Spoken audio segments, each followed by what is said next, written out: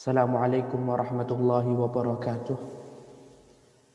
Alhamdulillahi rabbil alamin. Wassalatu wassalamu ala ashrafil anbiya'i wal mursalin nabiyyina Muhammadin wa ala alihi wa ashabihi ajma'in. Amma ba'd. Ikhwati fillah, azanallahu wa iyyakum. Bertemu kembali di kajian kitab Muqarrar Maddah Al-Aqidah, buku panduan berkaitan dengan akidah, dikarang oleh beberapa ulama yang ahli dalam bidangnya. Buku ini sangat bagus sekali dikaji untuk menuntut ilmu, dan buku ini dimurajaah atau dikoreksi ulang oleh ulama besar yang bernama Syekh Shalih Al-Fauzan. Nah, khairu fillah zanallahu wa iyyakum. Kita membahas pada pertemuan malam hari ini Ruknu As-Sadis, rukun iman yang keenam. Rukun iman yang terakhir berkaitan tentang Al-Qadar, berkaitan tentang Al-Qadar. Ikhwati fillah, azanallahu wa iyyakum. Ini adalah pembahasan pertama dari jilid pertama. Karena telah kita ketahui bahwasanya buku ini tersusun dari 3 juz, 3 bagian. Bagian pertama untuk kelas 1 SMA, kemudian bagian kedua untuk kelas 2 SMA, dan bagian ketiga untuk kelas 3 SMA. Nah, dan ini adalah pembahasan terakhir dari kajian kelas 1 SMA. Maka inilah akhir dari pembahasan sebelum memasuki ke bagian yang kedua, yaitu pembahasan untuk kelas 2 SMA. Khairu fillah zanallahu wa iyyakum. Beriman dengan Al-Qadar. Setiap disebut Al-Qadar maka dimasukkan juga pembahasan Al-Qadha. Jadi Al-Qadha dan Al-Qadar dua-duanya ini adalah satu kesatuan, tidak bisa dipisahkan. Kalau disebut Al-Qadha maka maksudnya juga Al-Qadar juga. Kalau disebut Al-Qadar maka maksudnya juga Al-Qadha. Jadi dua hal ini sama seperti rukun Islam dan rukun iman.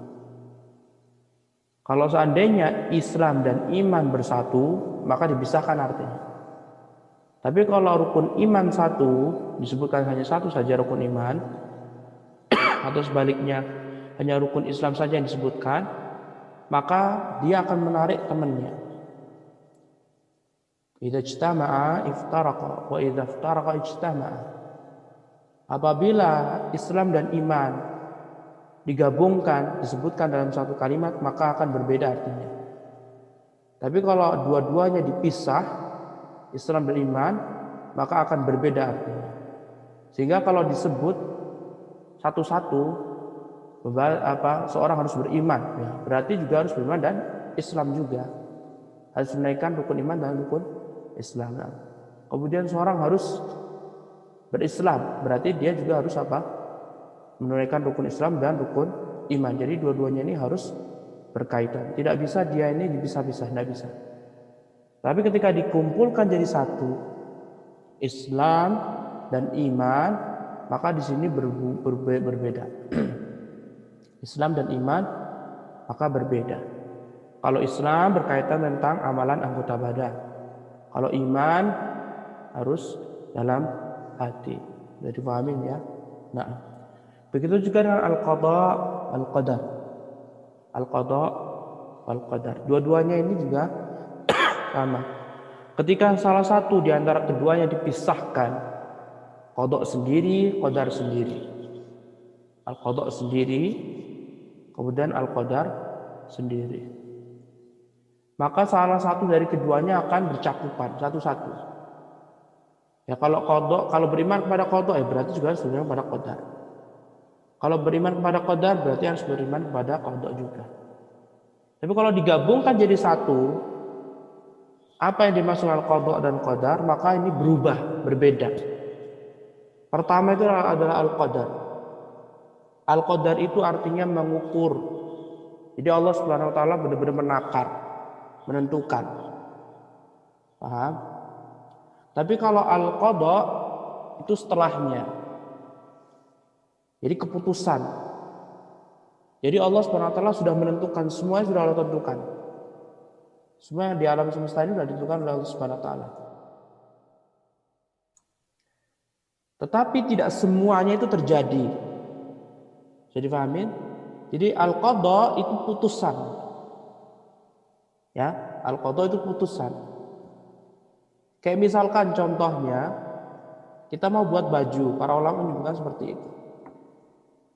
Contohnya kita membuat baju.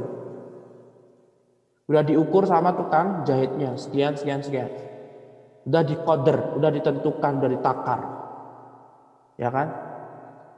Nah, udah selesai baru dijahit. Ternyata pas sudah dijahit ternyata apa? Diputuskan. Ini kurang kecil lagi atau kurang panjang bajunya, atau kurang pendek atau kurang besar, kurang lebar, ya kan? Jadi yang itu bisa difahami. Jadi al-qadar itu ketentuan Allah, ya, yang abadi. Kapanpun Allah Subhanahu wa taala sudah menciptakan sebelumnya, maka itu sebenarnya apa? Al-qadar. Jadi Allah Subhanahu wa taala sudah menentukan.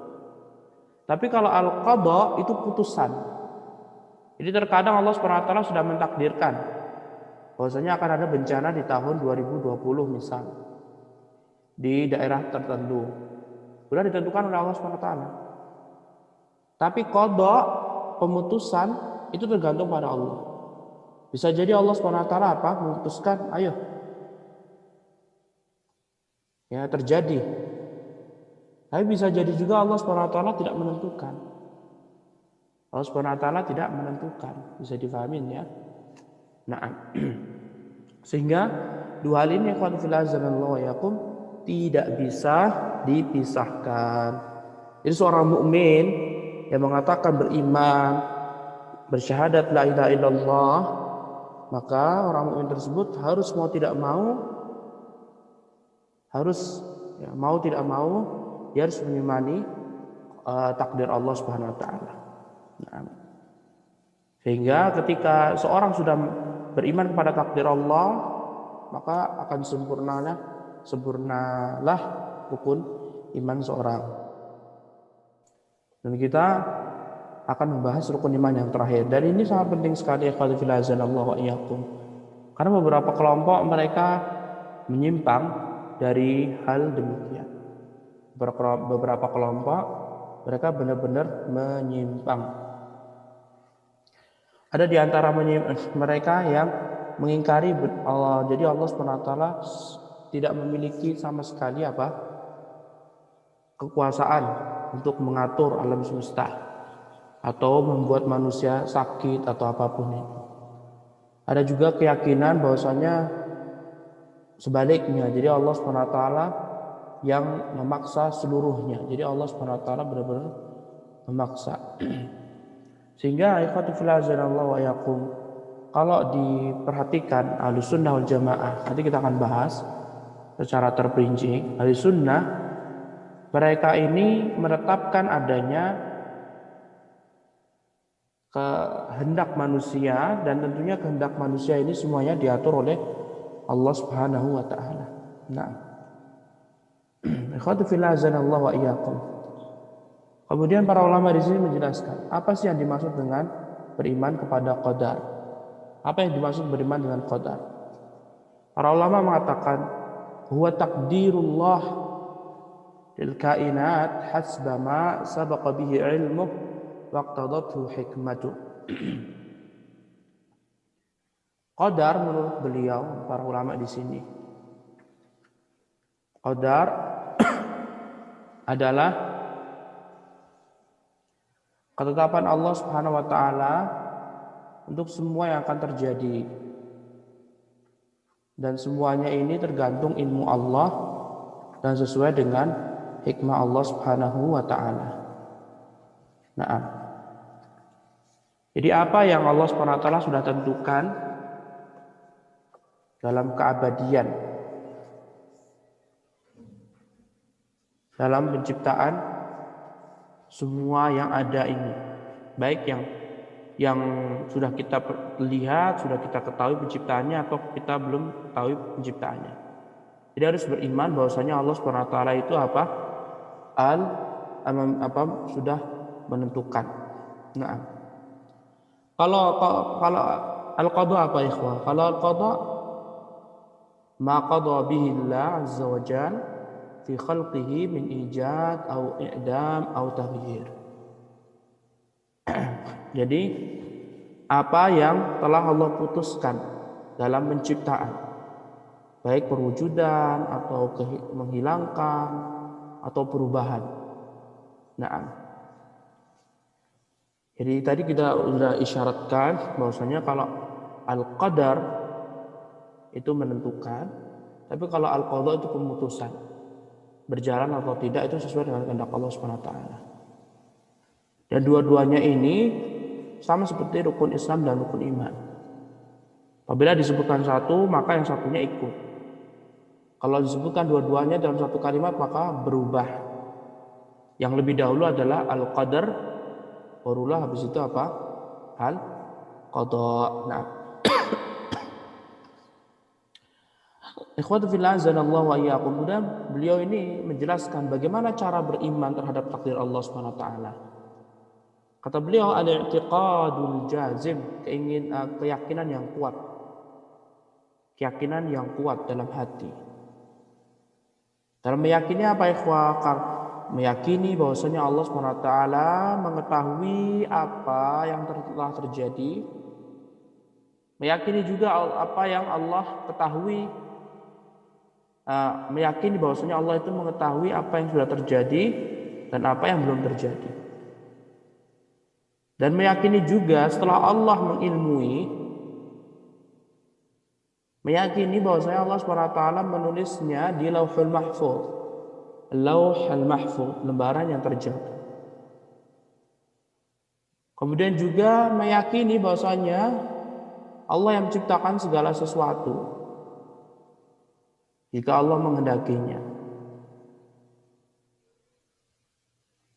Baik takdir buruk maupun takdir yang baik.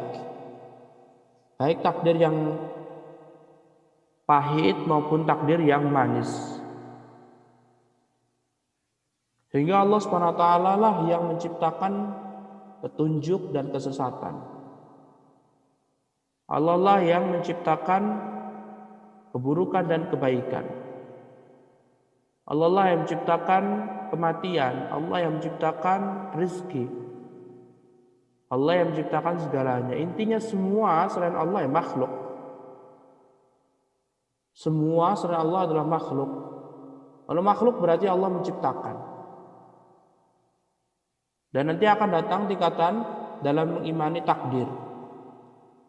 Setiap hal sesuatu kita harus meyakini bahwasanya ini yang sudah kita perhatikan, yang kita lihat. Ada empat tingkatan takdir. Yang pertama, Allah SWT mengilmui. Kemudian Allah SWT setelah mengilmui, Allah menulisnya di Lauhul Mahfuz. Yang tidak ada yang mengetahui kecuali Allah SWT. Malaikat pun tidak ada yang mengetahui apa yang ada di Lauhul Mahfuz. Bahkan Nabi Muhammad pun juga tidak mengetahui. Setelah Allah tulis, maka Allah kehendaki. Setelah Allah kehendaki, barulah tercipta hal tersebut. Nah, jadi itu 4 tingkatan dalam penciptaan. Yang saat ini kita perhatikan, ya pohon, gunung, bulan, bintang, matahari, itu semua ciptaan Allah Subhanahu wa taala, dan mereka semuanya melalui 4 tahap tersebut. Pertama, Allah memiliki ilmu. Allah memiliki ilmu. Kemudian setelah Allah memiliki ilmu, karena ilmu Allah tidak ada yang menandinginya, sangat luas. Sudah Allah memerintahkan pena untuk menulis, kemudian ditulislah di Lauhul Mahfuz. Setelah ditulis oleh pena tersebut, Allah menghendaki. Setelah Allah menghendaki, barulah tercipta matahari, bulan, bintang, dan yang lainnya. Bisa difahami ikhwah, itu tingkatan, dan kita harus mengimaninya itu. Karena masing-masing tingkatan itu ada Pak, ada dalilnya, berdasarkan dalil. Nah, adapun dalil khusus tentang al-qada wal qadar ikhwati fil azanallahu wa iyyakum. Dalilnya di dalam Al-Qur'an surat Al-Qamar. Surat Al-Qamar ayat 49. Inna kulla syai'in khalaqnahu biqadar. Sesungguhnya kami Allah menciptakan segala sesuatu dengan takdir. Dengan apa? Ketentuan. Jadi sebelum kita melihat ciptaan Allah yang lainnya, maka ada tingkatan-tingkatannya. Dalam surat Al-Furqan juga Allah SWT berfirman, Al-Furqan ayat 2, wa khalaqa kulla syai'in faqaddarahu taqdira. Dan Allah Subhanahu wa taala lah yang telah menciptakan segala sesuatu dan Allah telah menentukannya dengan sebenar-benar ketentuan. Jadi semuanya sudah ditentukan oleh Allah Subhanahu wa taala. Sehingga kita harus mengimani. Ya, nanti akan ada manfaat dari beriman pada takdir Allah Subhanahu wa taala. Terkadang kita merasakan bahwasanya diri kita itu adalah orang yang paling berat cobaannya, padahal tidak. Masih banyak orang di luar sana yang merasakan betapa beratnya cobaan yang Allah timpakan pada mereka. Sehingga dengan melihat takdir ini, Allah sudah menuliskan ketetapan buat kita. Orang tua kita meninggal tahun berapa? Ya, anak kita meninggal tahun berapa? Itu semuanya sudah ditentukan oleh Allah Subhanahu wa taala. Kita harus apa? Mengimani. Likai la ta'saw 'ala ma fatakum wa la tafrahu bima atakum. Agar jika kalian mengetahui takdir Allah, kalian tidak akan merasakan betapa sakitnya kehilangan dan betapa senangnya mendapatkan sesuatu. Karena semuanya sudah ditakdirkan oleh Allah Subhanahu wa taala. Dan setiap yang sudah ditakdirkan oleh Allah Subhanahu wa taala akan datang kepada kita. Wa'alam annama asabaka lam yakun yukhti'ak. Setiap apa yang sudah ditakdirkan Allah untukmu ya pasti akan datang. Wa ma akhta'aka lam yakun yusibak. Kalau seandainya takdir tersebut tidak mengenaimu, ya tidak akan datang kepadamu. Ya, dari situ benar-benar kita akan merasakan pasrah terhadap takdir Allah Subhanahu wa taala. Nah, kemudian yang qad filazanallahu wa iyyakum. Dalam surah Al-Ahzab ayat 38 Allah Subhanahu wa taala berfirman, "Wa kana amrullahi qadaran maqdura." Dan perkara Allah Subhanahu wa taala itu semuanya berupa ketentuan yang telah ditentukan oleh Allah Subhanahu wa taala. Nah, semuanya sudah ditentukan oleh Allah Subhanahu wa taala. Sehingga tidak usah kita terlalu bersedih terhadap musibah. Ya, tidak usah kita terlalu bergembira terhadap nikmat yang telah Allah Subhanahu wa taala berikan. Ya, karena semuanya sudah ditentukan oleh Allah Subhanahu wa taala. Tugas kita hanya bersyukur ketika diberikan manfaat, dan kita bersabar ketika ditimpa cobaan oleh Allah Subhanahu wa taala. Nah, adapun di hadis ikhwah, di hadis di screen nanti disebutkan di situ hadis Jibril. Hadis Jibril yang sangat masyhur, sangat terkenal sekali. Dalam kitab Arba'in Nawawi ada 2. Hadis nomor 2 yang disebutkan oleh Imam Nawawi. Di situ Rasulullah SAW kan bertanya. Rasulullah SAW ditanya tentang rukun iman. Kemudian Rasulullah menjawab, "Antu'mina billahi wa malaikatihi wa kutubihi wa rusulihi wal yaumil akhir wa tu'mina bil qadari khairihi wa syarrihi." Jibril bertanya kepada Nabi, beritahu tentang rukun iman. Dan Nabi Muhammad menjawab, "Hendaklah engkau ini beriman kepada Allah, beriman kepada kitab malaikat Allah, beriman kepada kitab-kitab Allah, beriman kepada Rasul, utusan-utusan Allah, beriman kepada hari akhir, dan terakhir kata Rasulullah SAW, wa tu'mina bil qadari khairihi wa syarrihi. Dan kamu ini harus beriman, mengimani, meyakini adanya takdir. Dan takdir itu ada dua, makanya Rasulullah mengatakan khairihi wa syarrihi. Takdir yang baik dan takdir yang buruk. Harus beriman. Itu perkataan Rasulullah Shallallahu Alaihi Wasallam. Naam.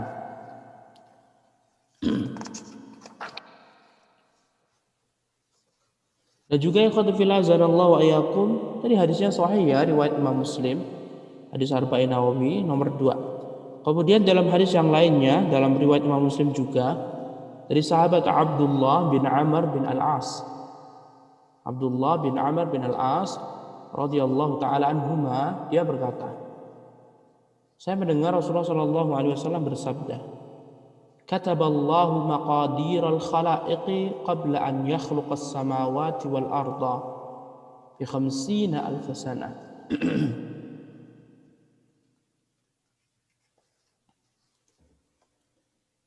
Rasulullah sallallahu alaihi wasallam bersabda, kataballah, Allah Subhanahu wa taala menulis maqadiral khalaiqi, takdir seluruh makhluk, qabla an yakhluqa as-samawati wal arda, sebelum Allah Subhanahu wa taala menciptakan langit dan bumi. Jaraknya berapa ikhwah? 50.000 tahun. 50.000 tahun sebelum Allah menciptakan langit dan bumi. Dan Rasulullah SAW bersabda, wa kana arshuhu 'alal ma', dan arsy Allah Subhanahu wa taala itu berada di atas air. Kemudian ikhwatu fillah azanallahu iyyakum, ada juga di dalam hadis yang lainnya dari sahabat Ubadah bin Samit. Ubadah bin Samit, seorang sahabat Rasulullah SAW. Annahu qala libnihi, dia mengatakan kepada putranya, ya bunayya, innaka lan tajida ta'amal iman hatta ta'lama anna ma asabaka lam yakun liyukhti'aka. Wahai putraku, sesungguhnya engkau tidak akan pernah mendapatkan manisnya iman sampai engkau mengetahui bahwasannya apa yang sudah menjadi ketetapanmu, dia tidak akan hilang darimu. Jadi kalau sudah ditakdirkan sama Allah, itu pasti akan datang pada kamu. Mesti. Ya kalau sudah ditakdirkan kaya, ya sudah.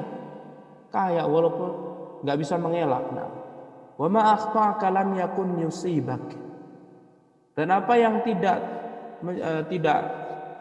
bukan takdirmu atau kamu tidak mendapatkannya, ya dia tidak akan datang padamu.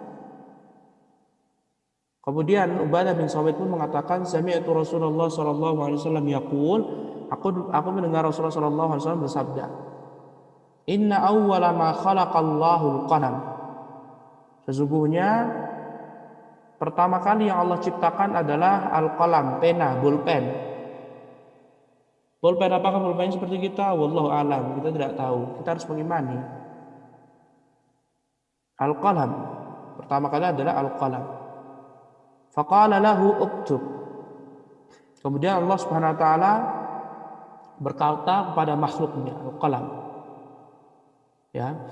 Al-qalam, pena yang kalau kita dia nggak bisa berbicara, tapi Allah Subhanahu wa taala menghendaki siapapun yang Allah ajak bicara, dia bisa bicara seketika. Tulislah. Faqal, kemudian pena tersebut mengatakan, Rabbi wa madza aktub. Ya Allah, apa yang hendak aku tulis? Lihat, mentaati. Anehnya manusia disuruh beribadah kepada Allah, gak ada yang mau beribadah kecuali sedikit. Yang sedikit itu, yang benar-benar ya sedikit lagi. Dari sedikitnya, sedikit kayak gitu. Bayangin ikhwan fillah azanallahu wa iyyakum.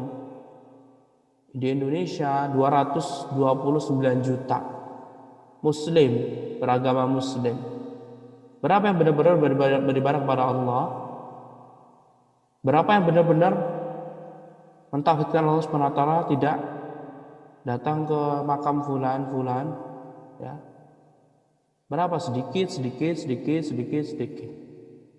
Dari sedikitnya siapa yang mendekatkan diri kepada Allah melalui jalan Rasulullah SAW dengan sebenar-benarnya? Sedikit. Subhanallah. Maka harus tidak malu, ini loh makhluk Allah Subhanahu wa taala, pena langsung disuruh sama Allah bertanya, apa yang hendak hamba tulis ya Allah? Kemudian uktub maqadira kulli syai'in hatta taqum as-sa'ah. Tulislah wahai pena takdir seluruh alam semesta ini sampai hari kiamat. Ya. Ditulis. Kemudian Ubadah bin Samit berkata kepada putranya, "Ya bunayya, wahai putraku, sami'tu Rasulullah sallallahu alaihi wasallam yaqul, aku mendengar Rasulullah sallallahu alaihi wasallam juga bersabda." Rasulullah sallallahu alaihi wasallam juga bersabda, "Man mata ala ghairi hadza falaysa minni." Barang siapa yang meninggal tidak mengimani permasalahan ini, takdir ini, kata Rasulullah SAW, falaysa minni, dia bukan golonganku. Lihat, apakah antum tidak mau jadi golongan Rasulullah SAW? Kalau antum mengaku jadi golongan Rasulullah SAW, harus mengimani. Dan lihatlah tadi, jadi Ubadah bin Samit dia itu berdalil. Dia kan tadi mengatakan pada putra, "Ya bunayya, innaka lan tajida ta'mal iman hatta ta'lam anna ma asabaka lam yakun liyukhti'ak wa ma akhta'aka lam yakun yusibak." Dia mengatakan pada putra, "Ya bunayya, wahai putraku, innaka, sesungguhnya engkau, lan tajida ta'mal iman, tidak akan mendapatkan manisnya keimanan sampai kamu mengetahui annama asabaka lam yakun liyukhti'ak, sesuatu yang sudah jadi ketetapanmu, rizkimu, dia tidak akan pergi, tidak akan dipatok ayam atau orang-orang. Wa annama akhta'aka lam yakun yusibak, dan apa yang sudah bukan rizkimu, dia nggak akan datang kepadamu." Ya, kemudian dia berdalil dengan tadi pemahaman seorang sahabat. Ya, lihatlah ikhwah, pemahaman para sahabat. Mereka berdalil dengan sabda Rasulullah SAW. Ya, meyakini bahwa semua ini sudah apa?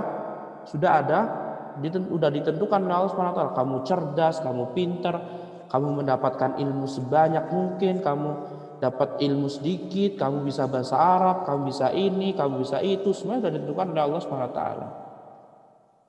Tetapi semua ini belum ada yang mengetahui kecuali Allah. Semuanya belum ada yang mengetahui kecuali Allah SWT, sehingga para sahabat pun ketika mereka mendengar hadis Rasulullah SAW hal seperti ini, "Wahai Rasulullah, berarti kita cukup saja dong. Cukup, kita nggak perlu beramal, kan sudah ditentukan surga neraka." Kemudian kata Rasulullah SAW, "I'malu, bekerjalah kalian. Kalian itu harus bekerja," itu kata Rasulullah SAW. "Fakullun muyassarun lima khuliqalahu." Semuanya itu sudah ditentukan oleh Allah SWT, dan semua akan dimudahkan. Antum akan dimudahkan oleh Allah SWT jika memang antum memiliki keinginan. Dan ingatlah, misal takdir kita adalah takdir orang miskin, tapi kan kita tidak tahu apakah Allah menakdirkan kita sampai kapan kita miskin. Dan Rasulullah SAW mengatakan harus berusaha, beramal, jangan berpangku tangan. Gak boleh berpangku tangan, harus bekerja. Dan lihatlah Allah SWT mengatakan apa? Innallaha la yughayyiru ma biqaumin hatta yughayyiru ma bi anfusihim. Sesungguhnya Allah SWT tidak akan merubah nasib suatu kaum sampai dia benar-benar merubah diri sendiri. Dan beberapa ayat Allah SWT menjelaskan semuanya itu tergantung kita. Kita yang bisa merubah, tetapi dengan izin Allah, begitu. Jadi fahamin. Makanya kalau kita saksikan banyak sekali dulunya orang-orang miskin, kemudian bekerja keras. Akhirnya apa? Sukses, kaya mereka. Karena Allah tidak akan menyanyiakan pahala orang yang berbuat baik dan sungguh-sungguh. Makanya bersungguh-sungguh. Begitu juga dengan hal akhirat. Mungkin kita sudah ditentukan oleh Allah SWT akan masuk neraka, tapi jangan putus asa. Kalau sudah tahu punya penyakit, disembuhkan. Sudah tahu nggak pernah sholat, udah tahu nggak pernah ini, nggak pakai jilbab, nggak ini. Jangan langsung pasrah, biarin deh. Saya masuk neraka aja deh. Nanti juga ketemu sama ini teman-temanku dengan bangganya. Jangan seperti itu. Harus berusaha menutup aurat, melaksanakan sholat 5 waktu, berpuasa Ramadan, dan yang lainnya. Ingat, kehidupan akhirat itu adalah kehidupan yang abadi. Bukan sebatas 60 tahun atau 70 tahun kemudian kita meninggal dunia, enggak. Satu hari di sisi Allah SWT itu ibarat 1000 tahun di sisi kita. Ka'alfi sanatin mimma ta'udun. 1000 di sisi Allah, 1000 apa? 1000 tahun. Afwan. Satu hari di sisi Allah SWT, satu hari di sisi Allah itu 1000 tahun bagi manusia. Kita ini kalau dibanding-banding tidur berapa jam sih hidup? Kata Rasulullah SAW, umur umat Nabi Muhammad SAW antara 60 sampai 70 tahun.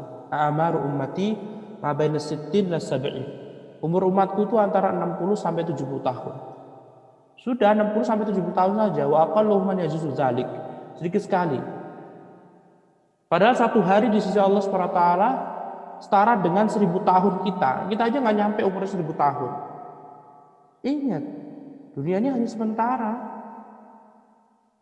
Yaumun alaina wa yaumun lana wa yaumun nusa wa yaumun nusar. Kadang di atas, kadang di bawah, kadang senang, kadang sedih, kadang mendapatkan kebaikan, kadang mendapatkan keburukan, kecelakaan dan yang lainnya. Harus mengimani. Nah, bahkan ikhwati fillah azanallahu wa iyyakum, dalam riwayat yang lainnya disebutkan Rasulullah SAW bersabda, "Faman lam yu'min bil qadari khairihi wa syarrihi ahraqahu Allahu bin nar." Barang siapa yang tidak mau beriman kepada takdir Allah yang baik dan buruk, maka Allah SWT akan membakar orang tadi dengan neraka. Orang tua kita meninggal dunia itu semuanya sudah ketetapan Allah SWT. Kita nggak bisa merubahnya. Kita hanya bisa menggunakan waktu sebaik-baiknya. Selama orang tua kita ada, kita harus banyak beramal soleh. Ilmu yang telah mereka ajarkan pada kita amalkan, biar mereka juga mendapatkan ilmu, mendapatkan pahala amal jariyah. Jangan mengamalkan ilmu yang dari ustadz saja, tapi amalkan ilmu dari orang tua antum. Bukankah kita sejak kecil kita dididik oleh orang tua? Kebaikan yang mereka telah berikan pada kita, niatkan ikhwah. Ketika orang tua kita zaman dahulu menyuruh kita, ya, kita diajari sholat 5 waktu, tata cara seperti ini sebelum kita mendapatkan ajaran dari seorang ustaz, kita niatkan, amalkan, itu akan bisa menjadikan amalan mereka, amalan jariah mereka. Atau dulu mereka mengajari kita iqra, baca Quran. Kita pulang SD, pulang TPA diajari sama orang tua, maka boleh antum meniatkannya.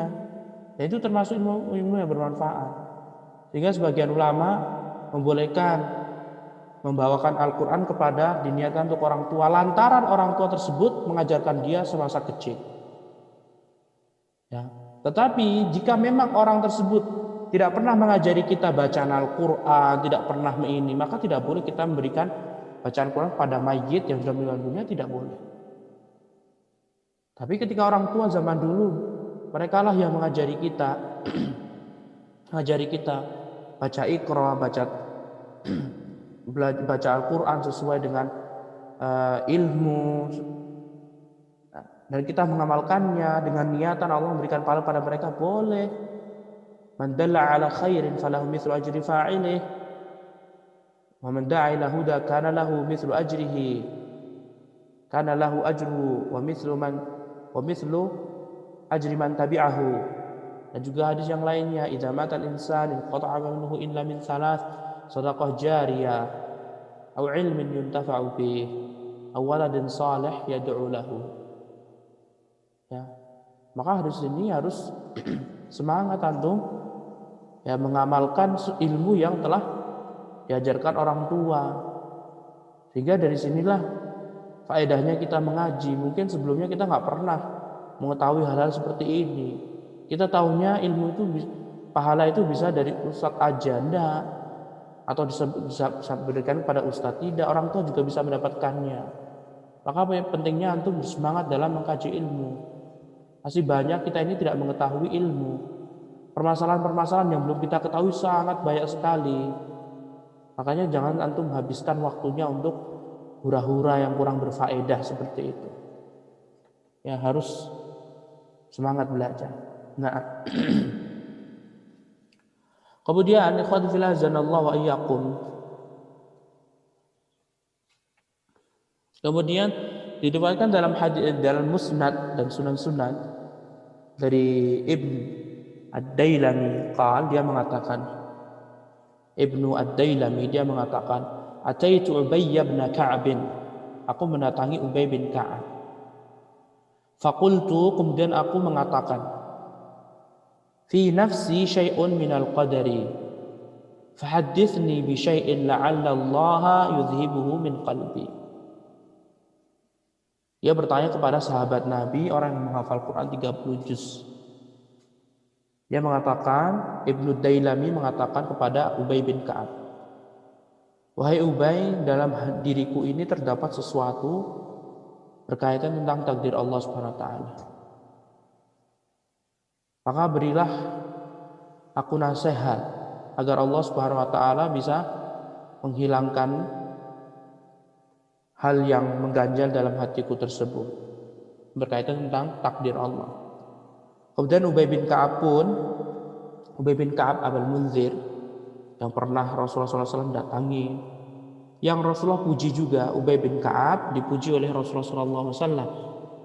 Rasulullah pernah mengatakan, orang yang paling lembut umatku adalah Abu Bakar As-Siddiq, orang yang paling tegas dalam beragama adalah Umar.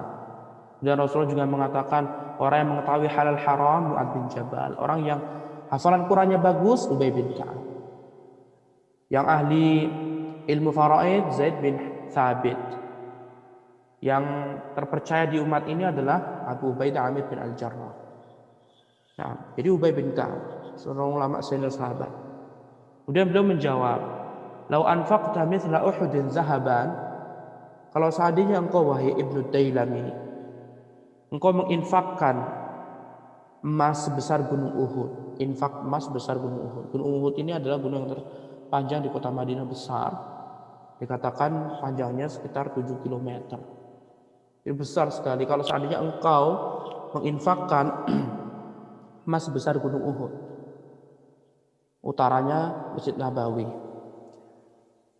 ma qabilahu Allahu minka hatta tu'mina bil qadari.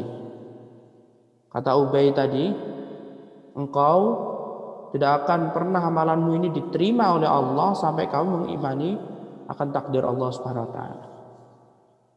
Wa ta'lam anna ma asabaka lam yakun liyukhti'aka. Dan kau harus mengetahui wahai Ibnu Dailami, Apa yang sudah menjadi keputusan Allah, dia tidak akan pergi darimu. Kalau udah rezeki ya udah. Kalau udah musibah yang Allah tentukan untuk antum, dia nggak akan pergi musibahnya. Wa ma akhta'aka lam yakun yusibak. Kalau seandainya apa yang bukan ditakdirkan untukmu, dia tidak akan mengenaimu. Kalau bukan rezeki antum ya nggak bakalan datang ke antum. Kalau musibah itu bukan buat antum ya nggak bakalan datang. Walaupun dukun 50, walaupun siapapun mau guna-guna antum nggak bakalan, kalau udah bukan ketetapan Allah SWT, bukan izin Allah. Kemudian walau mitta ala ghairi hadza, kalau engkau meninggal dunia tidak berkeyakinan seperti ini, katanya apa? Lakunta min ahlin nar, kamu termasuk penduduk neraka. Lihat. Kemudian qal Ibnu Dailami, dia juga mengatakan, fataitu Abdullah bin Mas'ud, aku juga mendatangi selain Ubay bin Ka'ab sahabat Nabi yang lain seperti Abdullah bin Mas'ud, wa Hudzaifah bin al-Yaman, aku juga mendatangi Hudzaifah bin Yaman. Kemudian wa Zaid bin Sabit, aku juga mendatangi Zaid bin Sabit. Lihat berapa orang ikhwah? 4 sahabat. Ibnu Dailami dia mendatangi siapa? Mendatangi Ubay bin Ka'ab, Abdullah bin Mas'ud, Hudzaifah bin Yaman, Zaid bin Sabit. Fakulluhum haddatsani bimithli dzalika an Nabi sallallahu alaihi wasallam.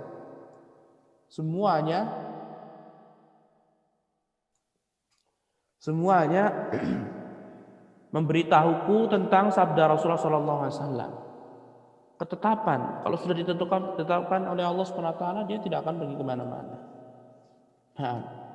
Sehingga ikhwati fillah azanallahu wa iyyakum, yaitu berkaitan tentang takdir atau beriman kepada takdir Allah Subhanahu wa taala, ketetapan Allah Subhanahu wa taala di Al-Qur'an dan Sunnah. Adapun kesepakatan ulama, na'am, para ulama bersepakat ikhwah, para ulama bersepakat. Ya, para ulama bersepakat bahwasannya keimanan atau wajib beriman kepada ketetapan Allah Subhanahu wa taala, yang baik maupun buruk, yang pahit maupun yang manis. Nah, sebagaimana nukilan Imam Nawawi rahimahullah. Nah, kemudian di screen antum ikhwati fillah azanallahu wa iyyakum, baru kita membahas tentang maratibul qadar. Maratib al-qadar. Jadi urutan-urutan takdir, penetapan sebelum Allah menciptakan itu ada beberapa urutan ikhwan. Nah, inilah. Yang pertama ikhwati fillah azanallahu wa iyyakum, antum harus ketahui, jadi Allah itu harus al-ilm. Nah, jadi Allah Subhanahu wa taala itu mengilmu. Jadi Allah punya ilmu dulu. Allah Subhanahu wa taala memiliki ilmu. Dan kita harus meyakini bahwasanya ilmu Allah Subhanahu wa taala ini sangat luas. Sangat luas. Dan kita harus meyakini ilmu Allah itu sampai ke detail-detailnya Allah Subhanahu wa taala mengetahui. Padahal Allah satu, ikhwan. Padahal Allah itu hanya satu. Tidak membutuhkan bantuan untuk menciptakan matahari. Nah, ini yang kemarin lagi viral, yang negara yang menciptakan matahari atau mirip dengan matahari, yang mengklaim bahwasannya lebih dahsyat daripada panasnya matahari. Ya, bagaimana kalau seandainya Allah Subhanahu wa taala berkehendak lain coba? Jadi Allah Subhanahu wa taala itu kadang membiarkan terlebih dahulu orang-orang yang tidak beriman kepadanya, Allah biarkan. Kayak diulur-ulur sampai benar-benar Allah murka, akhirnya Allah timpakan mereka keburukan, timpakan mereka bencana dan yang lainnya. Waliyadzubillah. Harus mengimani bahwa Allah itu benar-benar mengetahui. Kayak misalkan Allah menciptakan lautan. Jadi Allah itu tahu ilmu secara umum lautan, kemudian Allah juga tahu terumbu karang, kemudian hewan-hewan apa saja sampai dalam-dalamnya, sampai berkilo-kilometer dalamnya lautan, Allah Subhanahu wa taala tahu. Dalam hadis yang sahih, Allah Subhanahu wa taala melihat. Ilmu Allah Subhanahu wa taala itu mengetahui semut hitam di atas batu hitam di kegelapan malam, kemudian di hujan. Allah Subhanahu wa taala tahu.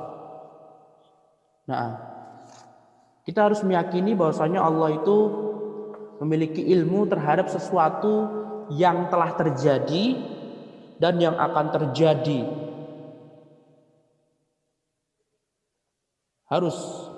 Kita harus mengimaninya. Dan kita harus mengimani bahwasanya Allah Subhanahu wa taala ini mengilmui tidak berdasarkan kebodohan.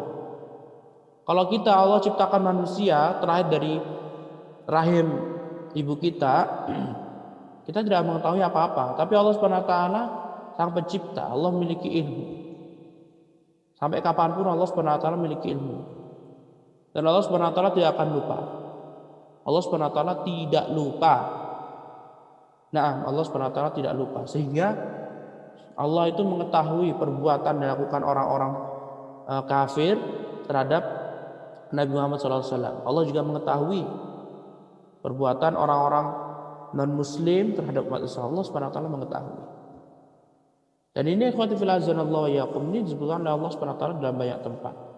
Dalam surat At-Talaq ayat 12, Allah berfirman, "Lita'alamu annallaha ala kulli syai'in qadir." Kalian tuh harus tahu bahwasanya Allah Subhanahu wa taala itu menguasai atas segala sesuatu. Nih, Allah memerintahkan kita loh, kalian tuh harus tahu. Allah itu menguasai atas segala sesuatu. Wa annallaha qad ahata bikulli syai'in ilma. Dan Allah Subhanahu wa taala memiliki ilmu seluas.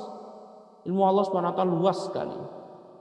Dalam surat Thaha ayat 97 98. Allah Subhanahu wa taala berfirman, "Innama ilahukumullah allazi la ilaha illahu wasi'a kulla syai'in ilma." Sesungguhnya dialah Rabb kamu, ilah kamu, sembahan kamu, yaitu Allah Subhanahu wa taala, yang tidak ada sembahan yang berhak diibadahi kecuali Dia. Wasi'a kulla syai'in ilma. Ilmu Allah sangat luas sekali. Ketika kita mengetahui ikhwati fillah azanallahu wa iyyakum hal yang demikian, harus kita menjadikan Allah itu orang zat yang harus kita sembah satu-satunya. Jangan kita menyembah berdoa kepada makhluk yang mereka lemah. Mereka saja nggak tahu, bisa jadi keluar dari bangunan ditusuk, kan nggak tahu, atau dibunuh, atau tertimpa reruntuhan, kan dia nggak tahu. Ya, ilmu Allah Subhanahu wa taala banyak sekali dan luas. Maka patut kita ini harus beribadah hanya kepada Allah Subhanahu wa taala, Zat yang Maha Kuasa dan mengetahui ilmu. Nah, di dalam hadis ikhwati fillah azanallahu wa iyyakum,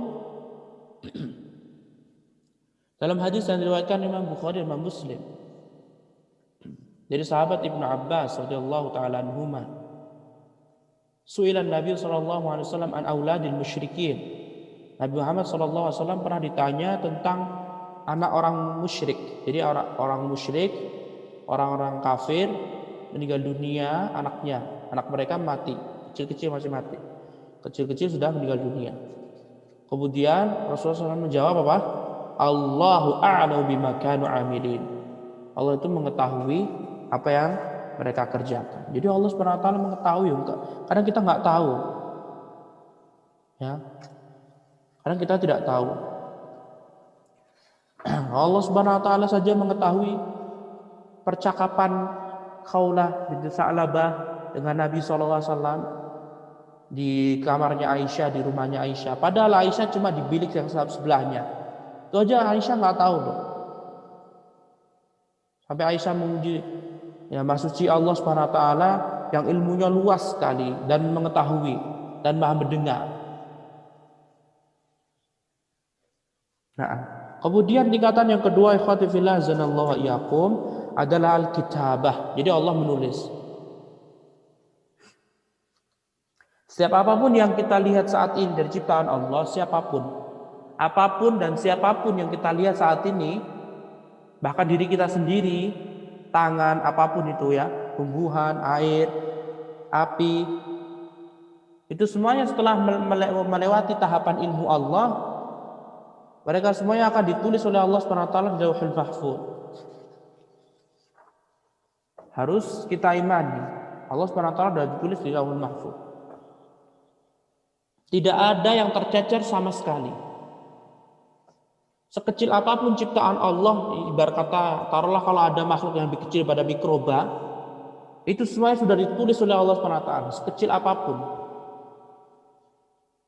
Sekecil apapun, Allah SWT sudah tulis di Lauhul Mahfuz.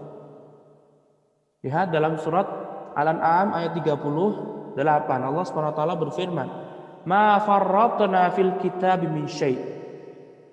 Dan Allah SWT tidak melepaskan dari Lauhul Mahfuz sesuatu apapun. Semua yang ditulis di Lauhul Mahfuz. Dalam surat Al-Hajj ayat 70 Allah berfirman, "Alam ta'lam anna Allah ya'lamu ma fis samawati ma fis samai wal ard?" Tidakkah kamu memperhatikan Allah Subhanahu wa taala mengetahui apa yang ada di langit dan apa yang ada di bumi? Allah tahu semuanya. Batu, kerikil, kecil, apa semut, semua Allah tahu semuanya. Inna dzalika fi kitab, sesungguhnya semua itu tadi sudah ada di Lauhul Mahfuz, sudah dicatat sama Allah Subhanahu wa taala, dituliskan di sana. Jadi pena tadi yang Allah Subhanahu wa taala ciptakan itu semuanya dicatat semuanya, sekecil apapun ciptaan Allah ditulis semuanya. Inna dzalika 'ala Allah yasir. Dan itu mudah sekali bagi Allah Subhanahu wa taala. Mudah. Gak berat, karena Allah pencipta, ikhwan. Allah mampu. Sehingga kita harus mengimani kabar-kabar yang Allah ceritakan. Nah, kemudian berikutnya dalam surat Yasin ayat 12, Allah Subhanahu wa taala berfirman, "Wa kulla syai'in ahsaynahu fi imamin mubin." Dan segala sesuatu Allah Subhanahu wa taala sudah dituliskan di imam, di tempat yang pusatnya yaitu Lauhul Mahfuz. Dan gak cuma itu saja, semuanya ditulis oleh Allah Subhanahu wa taala. Banyak ayat-ayat yang menjelaskan seperti ini. Nah, lihatlah. Dan ini menunjukkan apa? Tingkatan kedua. Bahwasannya Allah Subhanahu wa taala setelah mengilmui, Allah Subhanahu wa taala apa? Mencatatnya. Di screen antum tuh surat Yunus ayat 61. Allah berfirman, "Wa ma ya'zubu 'an rabbika min mithqali dzarrah."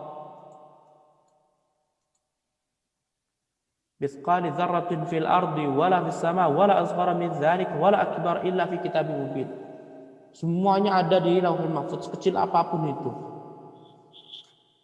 Walaupun ada yang lebih kecil daripada semut atau zarrah, itu semuanya sudah ditulis di Lauhul Mahfuz. Adapun di dalam hadis ikhwati fillah azanallahu wa yakum, screen antum sudah disebutkan. Tapi hadis yang tadi yang kita sudah sebutkan tadi, hadis yang diriwayatkan oleh Imam Muslim, bahwasanya Rasulullah sallallahu alaihi wasallam mengatakan, "Kataballahu maqadiral khalaiqi." Allah telah menciptakan, Allah Subhanahu wa taala telah menulis semua takdir penciptaan sebelum Allah menciptakan langit dan bumi selama 50.000 tahun. Jadi sebelum Allah ciptakan 50.000 tahun sebelum langit dan bumi, Allah sudah tulis dulu. Jadi ikhwati fillah azanallahu wa yakum, para ulama itu berselisih pendapat. Mana yang lebih Allah dahulukan, Allah ciptakan dulu, pena atau arsy? Tetapi dua-duanya ini makhluk. Pena atau arsy dulu nih yang baru. Sebagian ulama berpendapat arsy dulu, Allah menciptakan arsy baru pena.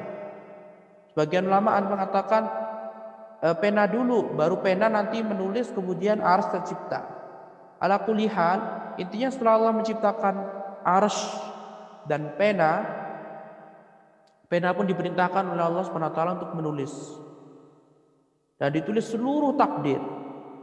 Penulisan ini qadfillah zanallahu wa yakum, jarak antara penulisan sampai terciptanya bumi dan langit itu berapa? 50.000 tahun. Bayangin. Jadi Allah itu al-awwal, falaisa qablaka, kata Rasulullah SAW, Allahumma antal awwalu falaisa qablaka syai'. Ya Allah, engkau yang pertama ya Allah, enggak ada sebelummu. Ya memang Allah SWT yang pertama dan terakhir, bukan al-qadim. Allah tidak memiliki sifat al-qadim, lama. Kalau lama itu mesti ada yang baru, ada yang baru sebelumnya. Dan tidak boleh Allah sifati dengan al-qadim. Jadi Allah SWT itu yang pertama. Allah ciptakan pena 50.000 tahun setelahnya, baru Allah ciptakan langit dan bumi. Baru setelah itu Allah ciptakan mereka berdua dalam 6 masa. 4 hari menciptakan bumi beserta isi-isinya, lautan-lautan yang lainnya. Kemudian baru habis itu 2 hari Allah ciptakan langit. Baru Allah ciptakan malaikat yang lainnya. Baru setelah itu Nabi Adam. Baru habis itu manusia-manusia semuanya terus mati. Baru keluarlah kita di tahun 2020 ini. Bisa difahamin ya ikhwah? Jadi ilmu Allah SWT luaskan. Ya Allah yang pertama. Kemudian yang tingkatan ketiga ikhwati fillah azanallahu wa iyyakum adalah al-masyiah. Al-masyiah. Apa itu yang dimaksud dengan al-masyiah ikhwah? Al-masyiah itu adalah kehendak Allah. Karena ada beberapa, kita harus mengimani, ada beberapa ilmu Allah yang sudah ditulis tetapi Allah belum kehendaki atau Allah tidak kehendaki. Intinya dalam masyiah ini kita harus meyakini bahwasanya Allah itu berkehendak sesuai keinginannya. Jika Allah mau, Allah akan ciptakan. Jika Allah tidak berkehendak, maka Allah tidak akan menciptakannya. Bisa difahami nih ikhwah? Naam. Dan tidak ada terjadi sesuatu kecuali sudah diciptakan, dikehendaki oleh Allah Subhanahu wa taala. Di saat ini yang kita perhatikan semuanya ini ciptaan Allah Subhanahu wa taala, langit, bumi, pohon, sungai, air terjun, apalagi ikhwah? Hujan, awan, apalagi tanah, apalagi biji-bijian, buah-buahan, itu semuanya sudah dikehendaki oleh Allah Subhanahu wa taala.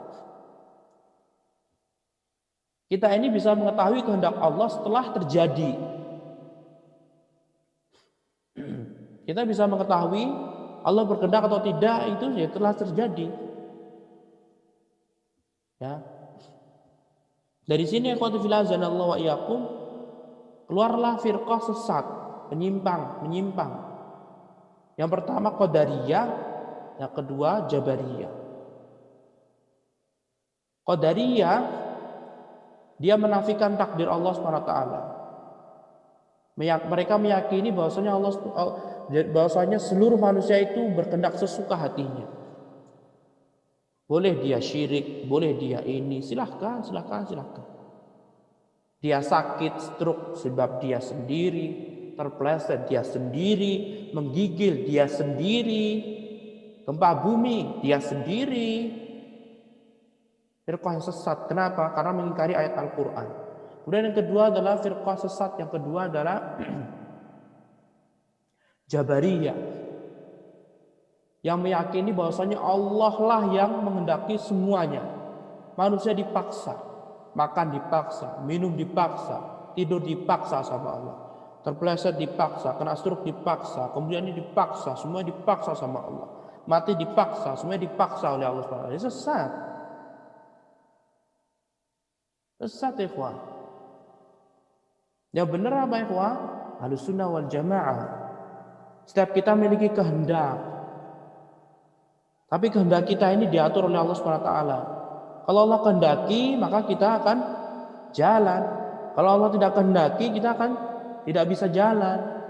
Contoh misalkan, antum keluar dari rumah, kepengen makan yang enak sekali, misalkan seafood, restoran tertentu. Sudah, antum punya kehendak, ya kan? Udah pergi, udah sampai ke restoran, udah dihidangkan di situ. Baru ngambil sumpit, tiba-tiba apa?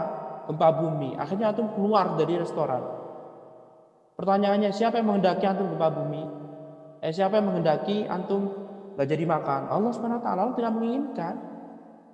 Jadi pahami? Jadi, antum keluar dari restoran. Baru ngambil sumpit, tiba-tiba apa? Gempa bumi. Akhirnya antum keluar dari restoran. Pertanyaannya, siapa yang menghendaki antum gempa bumi? Siapa yang menghendaki antum gak jadi makan? Allah SWT tidak menginginkan. Jadi pahami? Jadi Dan kita tahu Allah menghendaki atau tidak itu setelah kejadian. Kalau belum kejadian kita nggak tahu apakah Allah menghendaki apa tidak. Dan ini banyak sekali dalam Al-Quran. Di antaranya wa ma tasyauna illa iyyasha'allahu rabbul alamin. Kenapa yang kalian usahakan itu semua setelah dapat izin dari Allah. Begitu itu keyakinan Ahlussunnah wal Jamaah. Seperti juga makan, minum, itu kehendak kita. Pergi safar ke Jakarta, ke Surabaya, ke Medan, itu kehendak kita. Tapi sekarang menggigil, sakit. Kalau kita ditanya siapa yang mau menggigil, siapa yang mau panasan, siapa yang mau ini, ya suhu tubuhnya memanas, siapa yang mau? Kan nggak ada yang mau. Berarti itu menunjukkan Allah memiliki kehendak seperti itu. Nah, tetapi ikhwati fillah azanallahu yakum, ya kita jangan sampai berdoa kepada Allah agar tidak memiliki pemikiran Jabariyah dan Qadariyah. Nah, jadi dalam penciptaan ini kita harus meyakini Allah itu memiliki kehendak, ikhwan. Setiap yang Allah kehendaki ya akan tercipta. Kalau Allah tidak kehendaki ya tidak akan tercipta. Ini dalilnya dalam surah Al-Qasas. Allah Subhanahu wa taala berfirman dalam surah Al-Qasas, "Wa rabbuka yakhluqu ma yasha'u wa yakhtar." Dan Rabbmu dia yang menciptakan dan dia yang memilih. Rabbmu dialah yang menciptakan sesuai dengan kehendaknya dan pilihannya. Perhatikan ma yasha, yang Allah kehendaki. Kemudian dalam surat Hud ayat 118 Allah berfirman, walau syaa rabbuka laja'alan nasa ummatan wahidah. Kalau seandainya Rabb kamu menghendaki, lihat, syaa, Allah menghendaki. Kalau Allah menghendaki, laja'alan nasa ummatan wahidah, maka seluruh manusia akan dijadikan umat yang satu aja. Akan dijadikan satu saja umat. Bisa dipahami ya, ikhwan? Nah, dan tidak hanya itu saja, dalam surah Al-Maidah ayat 48 Allah Subhanahu wa taala berfirman, "Walau sya'allahu laja'alakum ummatan wahidah." Sudah ya? Mana belum ngecek ini? "Walau sya'allahu laja'alakum ummatan wahidah, walakin liyabluwakum fima ataakum fastabiqul khairat." Ya, nampaknya ayat-ayat yang berbeda tapi intinya sama. Kalau seandainya Allah Subhanahu wa taala menghendaki, Allah akan menjadikan kalian itu umat yang satu, padu, gak akan berselisih, gak akan bunuh-bunuhan, gak ada yang saling menggibahi, gak ada yang Allah kalau mau loh satu. Tetapi apa ikhwah? Walakin liyabluwakum fima ataakum, Allah ingin menguji. Fastabiqul khairat, maka dalam kalian itu bersegera dalam apa? Kebaikan. Kalau ada perselisihan, pertentangan di antara umat Islam, kita berusaha mendamaikan. Kalau tidak bisa, ya bagaimana lagi? Udah pasrah pada Allah. Kalau kita mengetahui saudara kita lagi bertengkar satu sama lain, saling menggibahi, saling ini, kalau kita bisa apa? Menyatukan, maka satukanlah, fastabiqul khairat, maka bersegera dalam kebaikan. Nah, dalam hadis ikhwatu fillah azanallahu wa iyyakum, dalam hadis Allah juga disebutkan Allah itu memiliki masyiah, ikhwah. Allah memiliki kehendak. Dalam hadis yang diriwayatkan oleh Imam Bukhari, Imam Muslim, ya, dari sahabat Abu Hurairah, Rasulullah SAW bersabda, la yaqulanna ahadukum Allahumma ighfir li in syi'ta. Jangan ada di antara kalian wahai para sahabat yang mengatakan, ya Allah ampunilah aku jika engkau kehendaki. Allahumma arhamni in syi'ta, ya Allah rahmatilah aku jika engkau kehendaki. Liya'zima fid du'a, hendaklah dia itu benar-benar sungguh-sungguh dalam berdoa, kata Rasulullah. Fa inna Allah sani'un ma syaa. Karena Allah itu berbuat sesuka dengan kehendaknya. La mukriha lahu, tidak ada yang maksa Allah Subhanahu wa taala. Lihat di sini Allah Subhanahu wa taala, lihatlah Rasulullah sallallahu alaihi wasallam. Beliau sallallahu alaihi wasallam, beliau apa ikhwan? Beliau meyakini bahwasanya Allah Subhanahu wa taala itu memiliki kehendak.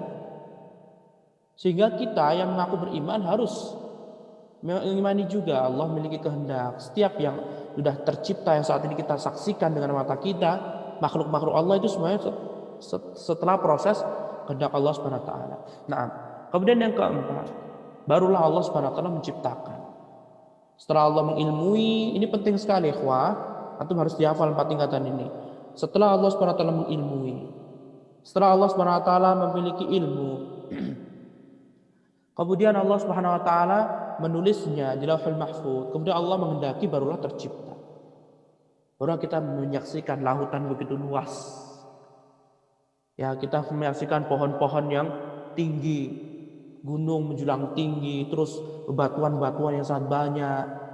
Barulah kita menyaksikan. Harus kita meyakini ikhwati fillah azanallahu wa iyyakum bahwasanya Allah itu dialah yang menciptakan segala sesuatu. Semua selain Allah SWT itu adalah makhluk, ciptaan Allah. Semuanya itu diciptakan oleh Allah SWT. Zatnya diciptakan Allah, sifatnya diciptakan Allah, gerakannya pun diciptakan oleh Allah SWT. Jadi pahamin? Kayak contoh kita ini. Zat kita ini makhluk ikhwan. Sifat kita apa? Ya makhluk. Kita marah, kita kasih sayang. Ya.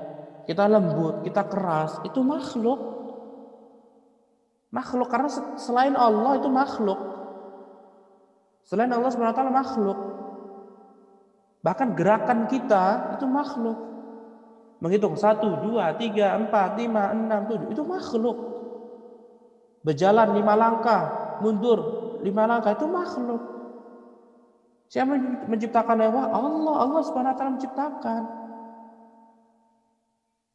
Allah yang menciptakan. Kenapa? Nih lihat Allah mengatakan, Allahu khaliqu kulli syai'. Allah yang menciptakan segalanya. Wa huwa ala kulli syai'in wakil. Semuanya diciptakan oleh Allah SWT, ikhwati fillah azanallahu wa iyyakum. Jangan antum kira gerakan kita, bibir kita, menggerakkan bibir ketika berdakwah atau berzikir, atau gerakan tangan kita lagi motong bawang merah, bawang putih, itu semuanya makhluk ciptaan Allah SWT. Wa fi anfusikum afala tubsirun, ya. Dalam apa? Penciptaan diri kalian, kenapa kalian tidak memperhatikan? Dalam hati diri kita ini benar-benar nikmat ya, banyak banget sekali loh.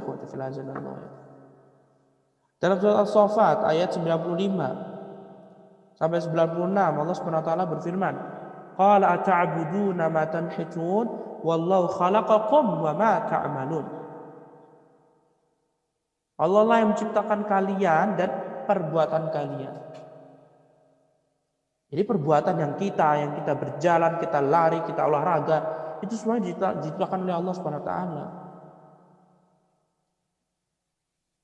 Ketika kita mengetahui, misalkan memukul,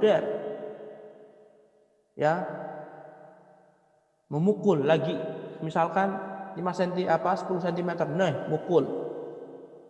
Itu makhluk. Nah itu semuanya apa ikhwah berlalui 4 tahapan ini. Kalau Allah kehendaki ya sudah antum bisa mukul.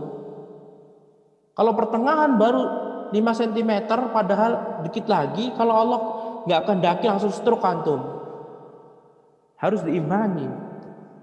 Nah, jadi semua ini sudah memiliki tahapan Allah SWT yang 4 tadi, antum harus ingat terus. Nah.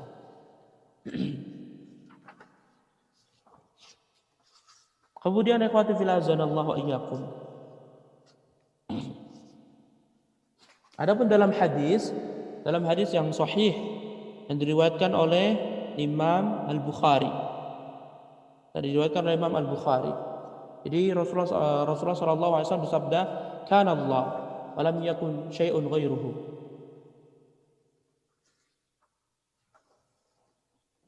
Wa lam yakun syai'un ghairuhu wa kana 'arshuhu 'alal ma' wa kataba fi dzikri kulli syai' wa khalaqas samawati wal ardh. Nih syahidnya, Allah itu menciptakan seluruh langit yang 7 lapis itu diciptakan oleh Allah Subhanahu wa taala, wal ardi, dan Allah Subhanahu wa taala telah menciptakan bumi juga. Sehingga ikhwatu fillah azanallahu wa iyyakum wajib mengimani 4 tingkatan ini. Barang siapa yang mengingkari salah satu dari 4-4-nya, maka dia tidak mengimani qadar dengan sebenar-benarnya. Nah, jadi harus benar-benar difahamin. Nah. Adapun pembahasan masyiatul abdi wa ikhtiyarihi, ini kita tadi udah kita bahas. Jadi memang Allah Subhanahu wa taala ini memberikan manusia ini kehendak. Jadi kita semua itu memiliki kehendak. Liman syaa minkum yastaqim. Kalau kalian mau silahkan beristiqomah, masuk agama Islam, mengikuti dakwah salaf, silahkan. Itu memiliki kehendak masing-masing. Karena Allah tidak memaksa. Nah, tetapi semua itu berdasarkan kehendak Allah Subhanahu wa taala. Ini kita sudah sebutkan tadi. Adapun bantahan untuk orang-orang yang berhujjah tentang Jabariyah, kita loncatin saja. Nah, pembahasan tentang macam-macam takdir yang lainnya. Jadi takdir ini, ikhwati fillah azanallahu wa iyyakum, kalau kita lihat pembagian-bagian, itu ada 4. Takdir secara umum, takdir umur, kemudian takdir tahunan, dan takdir setiap hari. Jadi Allah Subhanahu wa taala menulis takdir ini, ikhwati fillah azanallahu wa iyyakum, 4 kali penulisan takdir. Tetapi semuanya kembali takdir yang umum. Takdir yang umum ini adalah takdir yang ada di Lauhul Mahfuz. Takdir umum itu adalah di Lauhul Mahfuz dan tidak ada mengetahui kecuali Allah Subhanahu wa taala. Kemudian ada juga takdir, penulisan takdir umur. Dan ini ketika seorang dikandung oleh ibunya dalam rahim.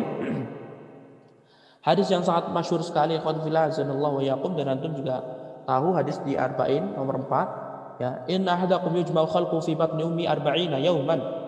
Ya, setiap kalian itu akan diciptakan dalam beberapa tahapan. 40 hari pertama, ya, kemudian air mani, ya, kemudian habis itu jadi gumpalan darah, kemudian daging, baru habis itu setelahnya Allah SWT mengutus malaikat. Kemudian malaikat tersebut diperintahkan oleh Allah SWT untuk meniup ruh. Setelah itu malaikat tersebut diperintahkan oleh Allah untuk menulis 4 hal. Pertama rizkinya, kemudian ajalnya, kemudian amalannya. Kemudian apakah dia termasuk orang yang baik, masuk surga, ataukah buruk, masuk neraka. Tapi ini sekali lagi ini dikembalikan pada kesungguhan kita. Ketika kita sudah mengetahui, kita harus yakin, jangan berputus asa, harus berusaha. Kemudian yang ketiga adalah takdir sanawi, penulisan takdir tahunan. Ya, ini semuanya terjadi pada malam Lailatul Qadar. Malam Lailatul Qadar. Dalilnya apa, ikhwah? Dalam surat Ad-Dukhan ayat 3-4. Inna anzalnahu fi lailatin mubarakah inna kunna munzirin fiha yufraku kullu amrin hakim. Sesungguhnya anzalnahu, kami Allah, ya, menurunkan, inna anzalnahu, Allah Subhanahu wa taala menurunkan Al-Qur'an pada malam yang berkah, yaitu malam Lailatul Qadar. Fiha yufraku kullu amrin hakim. Pada malam Lailatul Qadar tersebut ditulislah takdir sesuai dengan ketetapan Allah Subhanahu wa taala yang bijaksana. Ditulis lagi. Nah, kemudian juga dalam surat Al-Qadr, antum hafal ayat 1-5. Inna anzalnahu fi lailatul qadr wa ma adraka ma lailatul qadr. Lailatul qadri khairun min alfi syahr. Tanazzalul malaikatu war-ruhu fiha bi idzni rabbihim min kulli amr. Salamun hiya hatta matla'il fajr. Min kulli amr, setiap perkara itu adalah takdir. Bahkan ikhwatu fillah azanallahu wa iyyakum, diriwayatkan dari Ibnu Umar, Ibnu Abbas, dan Hasan al-Basri, Sa'id bin Jubair, dan selain dari mereka semuanya dari ulama salaf, sampai haji, perkara haji itu ditulis lagi sama Allah SWT. Sehingga ketika malam Lailatul Qadar, hendaklah antum jangan tidur, berusaha berdoa kepada Allah, karena di saat malam Lailatul Qadar itulah ditulis kembali takdir antum. Ibarat kata, kalau seandainya tahun depan kamu meninggal dunia dan ditakdir sama Allah, kalau Allah kehendaki ditulis lagi takdirnya, apa ikhwan? Jadi 4 tahun lagi atau 5 tahun lagi baru meninggal dunia. ya kan? Makanya harus bersungguh-sungguh. Dan ini semua takdir ini ikhwah, takdir tahunan ini semuanya kembali ke Lauhul Mahfuz. Ini semuanya kembali ke Lauhul Mahfuz. Sedangkan Lauhul Mahfuz gak ada yang tahu. Semuanya udah ditulis. Bisa jadi misal tahun depan antum aslinya meninggal dunia, kemudian besoknya lagi tahun berikutnya antum gak akan, 5 tahun lagi baru meninggal dunia. Itu belum ditakdirkan sama Allah di Lauhul Mahfuz, karena Lauhul Mahfuz gak ada yang tahu kecuali Allah Subhanahu wa taala. Walaupun ini kita udah tahu. Nah, kemudian juga ikhwah, takdir yang Allah tulis setiap harinya. Allah Subhanahu wa taala tulis takdir seorang itu setiap harinya ada. Dalam surah Ar-Rahman ayat 29, yas'aluhu man fis samawati wal ard, kulla yaumin huwa fi sya'an. Sya'an dikatakan tafsirannya adalah apa? Bahwasanya Allah Subhanahu wa taala menulis. Ya, Allah Subhanahu wa taala setiap harinya akan memuliakan seorang. Setiap harinya Allah akan merendahkan seseorang. Setiap harinya Allah akan mengangkat derajat seseorang. Setiap harinya Allah Subhanahu wa taala merendahkan seseorang. Setiap harinya Allah akan memberi. Pokoknya banyak sekali.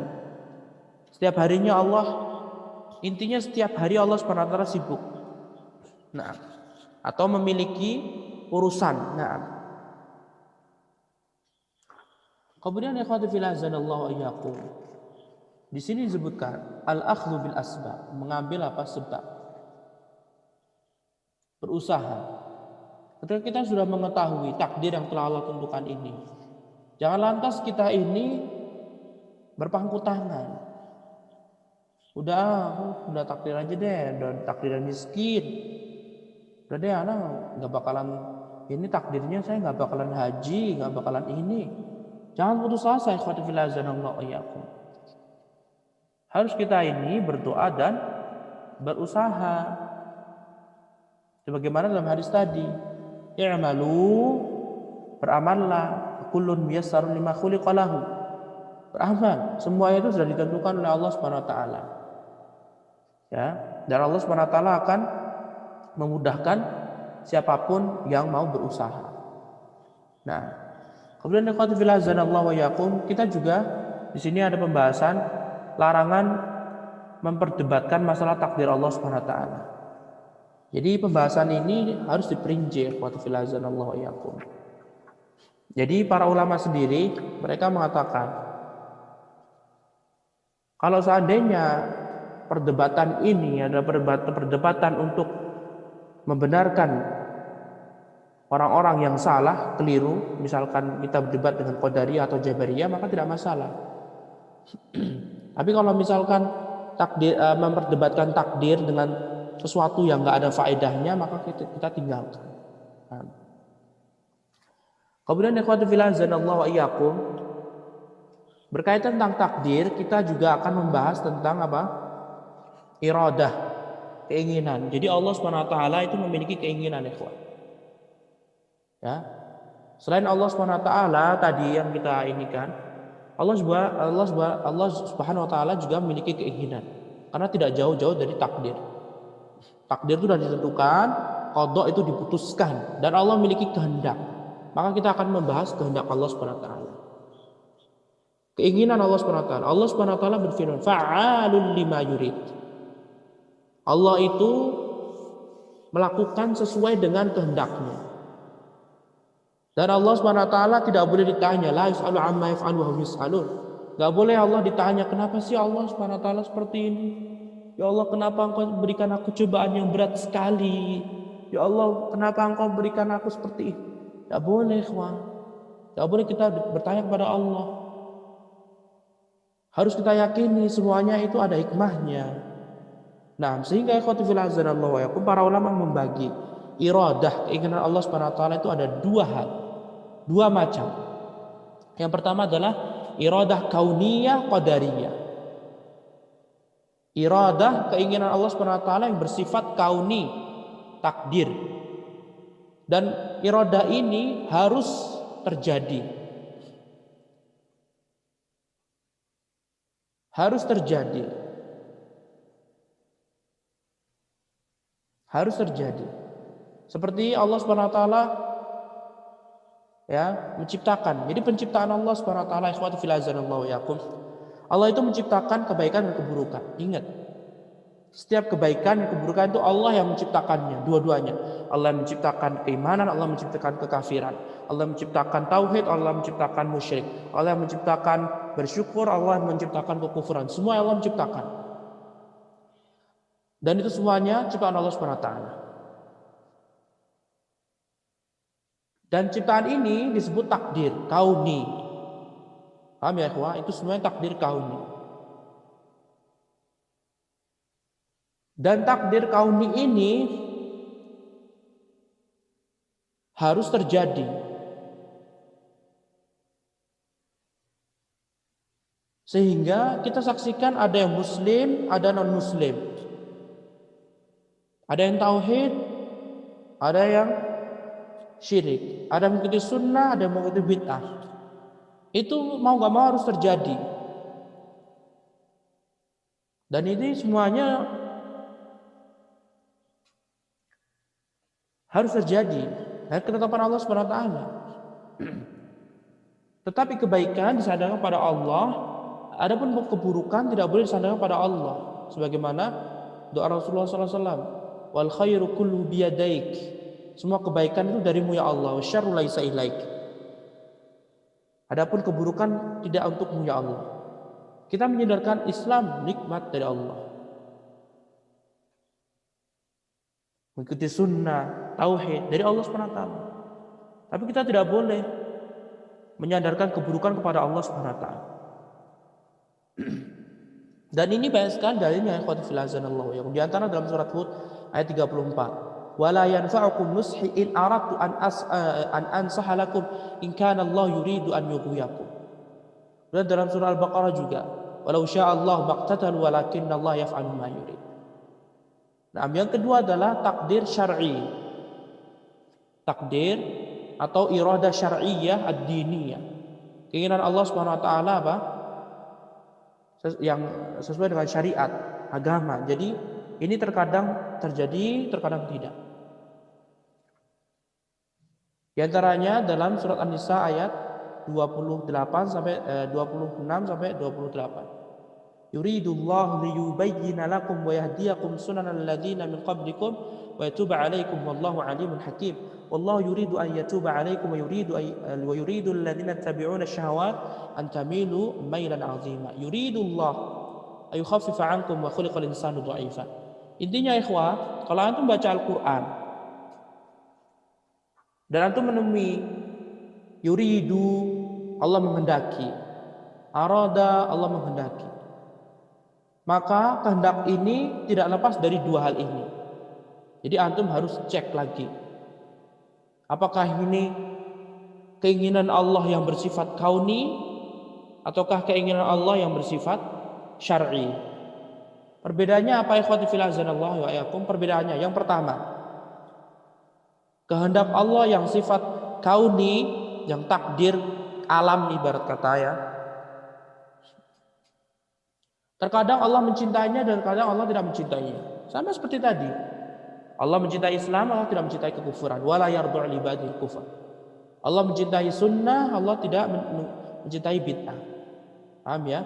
Tetapi kehendak Allah yang syar'i pasti Allah cintai. Pasti Allah Subhanahu wa taala cintai. Sehingga kauniyah dia sinonim dari masyiah dan syar'iyah sinonim dari mahabbah. Ibarat kata, ya rizki, ibarat antum sekarang antum perhatikan semuanya rizki kan. Kalau kita perhatikan di luar sana banyak orang kaya, non muslim. Yang fulan dia memiliki hotel mewah, masya Allah luar biasa. Ya, dan kita lihat orang miskin, muslim miskin, benar-benar nggak memiliki kehidupan yang layak. Dua-duanya ini ikhwati fillah azanallahu wa iyyakum, ini semuanya kehendak Allah Subhanahu wa taala.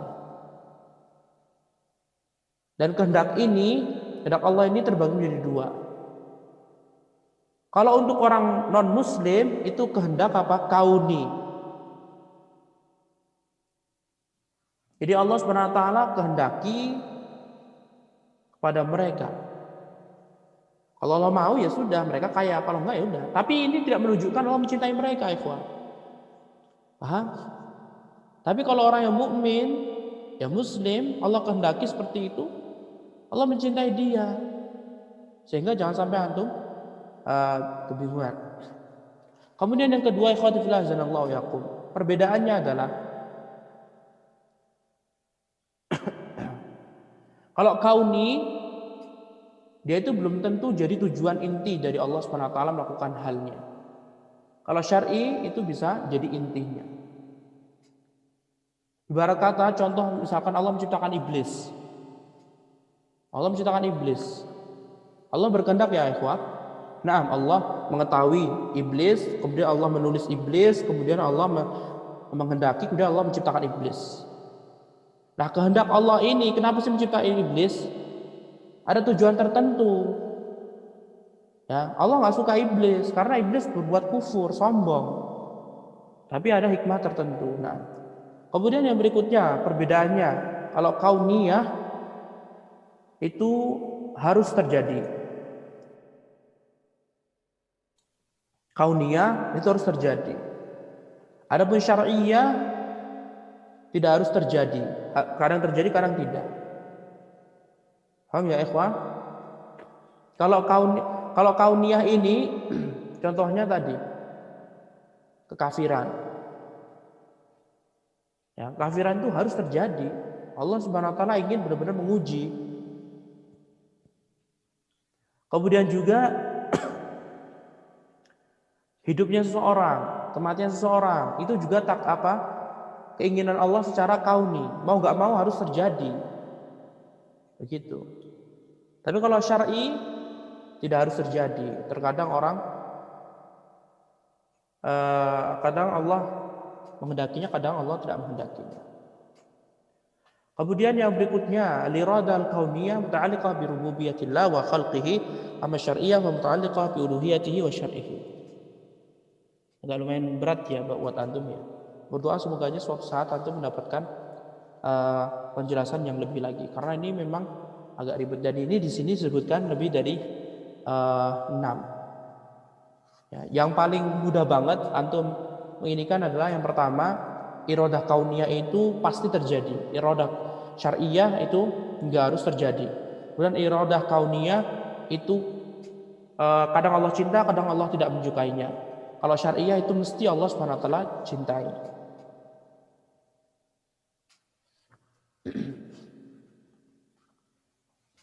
Kemudian ikhwati fillah azanallahu wa iyyakum, ada pembahasan juga hidayah nanti kita bahas. Tapi mudah sekali ya hidayah. Karena Allah Subhanahu wa taala juga menghendaki, dan hidayah ini ada kaitannya tentang iradah. Makanya para ulama juga menggabungkan juga pembahasan macam-macam hidayah ya dengan iradah.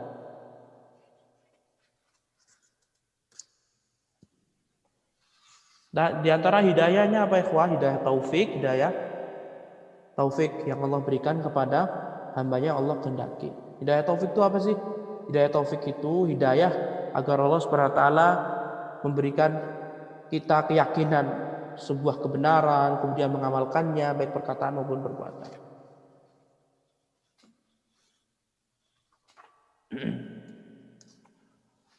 Dan hidayah itu ada dua, hidayah taufik sama hidayah irsyad. Irsyad itu apa sih? Menjelaskan. Irsyad itu menjelaskan. Hidayah irsyad itu dimiliki siapapun selain Allah Subhanahu wa taala. Misalkan seorang kakak ke adiknya bisa memberikan hidayah, tapi hidayah apa? Hidayah irsyad, penjelasan saja. Ya, misalkan menjelaskan ya, sholat 5 waktu itu wajib loh dek, seperti itu ya. Kemudian sholat puasa Ramadan itu kewajiban, maka itu namanya hidayah irsyad, yang memberikan petunjuk tetapi sifatnya apa? Penjelasan. Dan semua orang bisa, karena semua orang itu bisa berpikir dan memiliki mulut, lisan, menjelaskan. Maka itu disebut apa? Hidayah irsyad. Sebagaimana Allah Subhanahu wa taala menetapkan bahwa Nabi Muhammad itu bisa menjadi sebab hidayah irsyad. Innaka la tahdi ila siratim mustaqim. Sesungguhnya engkau wahai Nabi benar-benar memberikan petunjuk kepada jalan yang lurus. Adapun hidayah taufik hanya milik Allah Subhanahu wa taala. Hidayah taufik hanya milik Allah Subhanahu wa taala. Naam. Sebagaimana firman Allah Subhanahu wa taala ketika Rasulullah SAW meminta ampunan, Rasulullah meminta kepada Allah agar Allah mengampuni Abu Talib, maka Rasulullah SAW ditolak permintaannya. Kemudian Allah Subhanahu wa taala menurunkan innaka la tahdi man ahbabta. Sesungguhnya engkau tidak bisa memberikan hidayah taufik maksudnya, hidayah taufik kepada orang yang engkau cintai. Sehingga patut kita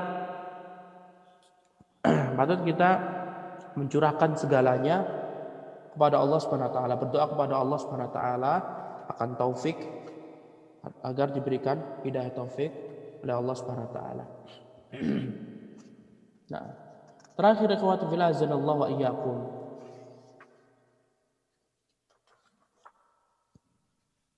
Samarah al-iman bil qadari. Manfaat setelah kita panjang lebar menjelaskan takdir dan qada dan takdir ini apa sih ikhwah? Yang pertama adalah al-i'timadu 'ala Allah. Ya. Bersandar kepada Allah Subhanahu wa taala. Wal isti'anah bihi, meminta pertolongan pada Allah Subhanahu wa taala. Inda fi'lil asbab, ketika kita mengamalkan sesuatu. Dan kita tidak boleh bersandar kepada sebab, usaha kita nggak boleh. Jadi kalau kita sudah mengetahui tadi ya, Allah itu sudah menciptakan takdir seseorang terus dan nggak ada yang mengetahui lauhul mahfuz kecuali Allah. Kalau kita udah tahu ini semuanya, mau nggak mau kita harus bersandar kepada Allah saja. Ngapain kita bersandar kepada makhluk? Contoh, antum sakit, kemudian diberikan obat. Ini obat, misalkan diabetes atau yang lainnya. Ya, obat ini hanya penyebab saja. Minum obat, operasi itu hanya penyebab. Kesembuhan hanya dari Allah Subhanahu wa taala. Ketika kita benar-benar meyakini adanya takdir dan qada ini, qada dan takdir, qada dan qadar, nah, kita akan meyakini bahwasanya Allah yang berkehendak, Allah yang mengetahui, Allah bisa merubah takdir kapanpun. Harus kita bersandar pada Allah Subhanahu wa taala.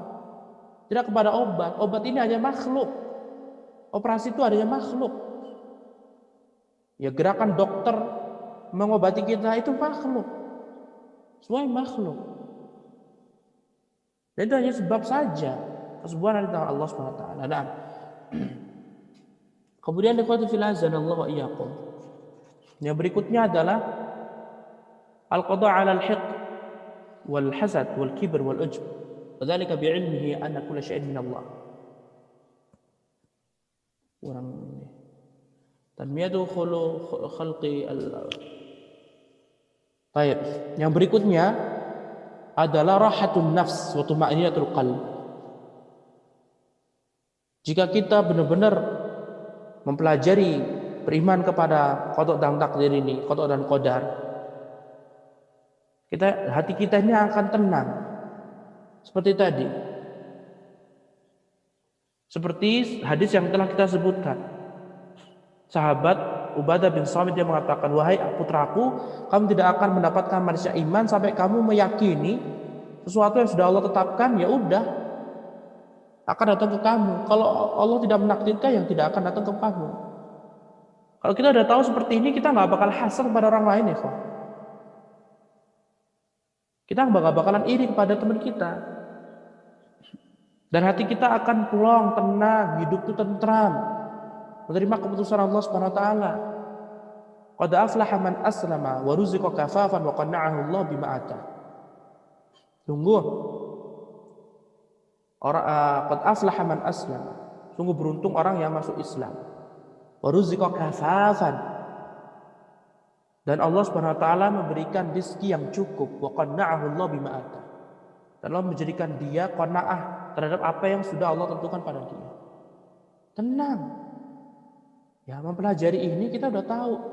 Oh, ternyata saya sakit, saya diberikan operasi yang berat, saya diberikan cobaan yang tidak Allah berikan pada yang lainnya. Oh, ternyata sudah ditakdirkan sejak dahulu kala, sudah dirintok. Sehingga Benarlah perkataan Rasulullah SAW, ajaban li amrin mu'min, sungguh takjub, aku merasa takjub terhadap perkara seorang mukmin yang mengimani takdir Allah Subhanahu wa taala dan mengimani rukun iman yang lainnya. Rasulullah mengatakan inna amrahu kullahu lahu khair. Semua urusannya bagi dia adalah kebaikan semuanya. Walaysa dzalika li ahadin illa lil mu'min. Tidak ada urusan tadi semua baik kecuali hanya untuk orang mukmin. Kalau non muslim ditimpa sedikit Rasulullah sakit ini. Ya, komentar ini itu, enggak ridha kepada Allah Subhanahu wa taala. Tapi orang mukmin ya, orang tuanya meninggal, siapanya sakit, anaknya sakit, ini. Dia akan menerima apa adanya karena sudah keputusan Allah Subhanahu wa taala. Lihatlah kata Rasulullah, in asabathu sarra syakara faqad khairan. Ketika Allah berikan dia kabar gembira, kebaikan, dia akan bersyukur pada Allah. Maka itulah yang baik bagi orang mukmin tadi. Wa in asabathu dharra sabara faqad khairan. Dan jika Allah Subhanahu wa taala menguji dia dengan musibah, bencana, penyakit atau apapun itu, sesuatu yang menyedihkan, maka dia akan bersabar dan itu baik baginya. Jadi ini nggak ada yang bisa mengamalkan kecuali orang mukmin, ikhwah. Ya, orang mukmin yang sebenar-benarnya, orang mukmin yang mengetahui bahwa takdir ini sudah Allah ciptakan 50.000 tahun sebelum Allah menciptakan langit dan bumi.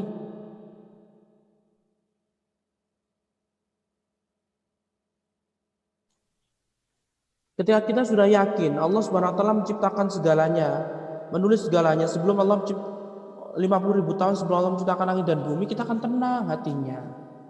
Gak akan hasad sama teman kita, gak akan iri terhadap ilmu yang dimiliki teman kita, menerima apa adanya, sembari berdoa dan berusaha. Kalau itu memberikan kekayaan sebagaimana Allah memberikan kekayaan pada orang lain, ya sudah, berusaha dan berdoa. Nah, kemudian juga ikhwati fillah azanallahu wa iyyakum telah disebutkan di situ. Di kitab lain disebutkan tardul i'jab bin nafsi inda husulil murad. Dengan mengimani takdir ini ikhwati fillah azanallahu wa iyyakum, ya, kita mempelajari qada dan qadar. Di antara faedah yang sangat penting adalah akan hilangnya rasa ujub, bangga diri. Antum mendapatkan ilmu yang saat ini antum dapatkan, misalkan antum hafal 3 juz, antum hafal 5 juz, antum hafal ini. Itu semuanya sudah ditulis sama Allah SWT 50.000 tahun sebelumnya. Maka nggak perlu antum ujub bangga diri. Semuanya karena sudah ditetapkan oleh Allah SWT. Nah, ini penting sekali ikhwati fillah azanallahu wa iyyakum. Karena kadang kita dapat apa? Kita bisa mendapatkan rezeki, misalkan keuangan yang banyak, melimpah ruah, dapat keuntungan yang banyak, ya kan? Kemudian tiba-tiba ada rasa kita kepengen ujub, bangga diri. Wah, ternyata aku tadi hasil jualanku ini banyak banget ya. Ingat, ketahui itu sudah ditakdirkan oleh Allah Subhanahu wa taala sehingga hilangkan rasa ujub. Nah, khawati fillah azanallahu wa iyyakum, mungkin ini sedikit yang dapat kita sampaikan. Semoga Allah Subhanahu wa taala menjadikan kita orang yang berpegang teguh dengan takdir Allah Subhanahu wa taala, mengimani semua itu sudah ditentukan oleh Allah Subhanahu wa taala 50.000 tahun sebelum Allah menciptakan langit dan bumi. Nah, dan khawati fillah azanallahu wa iyyakum, dan ini akhir dari satu buku kelas 1 SMA, maka antum harus memurojaah sebelum antum memasuki tingkatan ke kelas 2 SMA. Materi kelas 2 SMA lebih berat daripada materi kelas 1 SMA. Walaupun ini hakikatnya untuk kelas 1 SMA, maka ini cocok untuk penuntut ilmu, terkhusus orang-orang yang baru belajar. Karena ini intisari dari dasar-dasar yang harus diketahui oleh setiap muslim dan muslimah. Nah, adapun materi kelas 2 itu agak lumayan berat, maka antum harus murajaah dan semuanya sudah kita ada di channelnya. Jadi antum usahakan murojaah, harus ada waktu khusus untuk memurojaah ilmu yang telah antum pelajari. Al-ilmu ma takarrara taqarrar. Ilmu itu yang diulang-ulang, maka dia akan menetap menancap di hati antum. Allah taala a'lam wa billahi taufiq. Sallallahu ala nabiyyina Muhammad wa ala alihi wa sahbihi wa sallama tasliman katsiran.